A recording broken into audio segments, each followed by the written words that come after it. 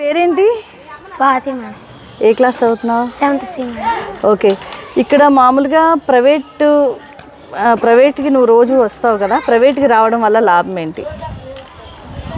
నేను ప్రైవేట్కి రావడం వల్ల లాభం బాగా చదువుకోగలుగుతున్నాను, ఇంకా యాక్టివ్గా ఉండగలుగుతున్నాను, ప్రతి సబ్జెక్టులో ముందుండగలుగుతున్నాను. ఇంకా బాగా చదువు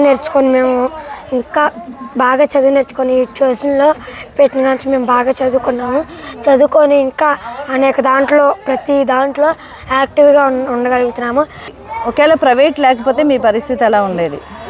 ప్రైవేట్ లేకపోతే మా పరిస్థితి ఎలా ఉండదంటే, మేము చదువుకోకుండా చేపలకి వేటకి వాటికి పంపించేవాళ్ళు, మేము అలా వెళ్ళేవాళ్ళం.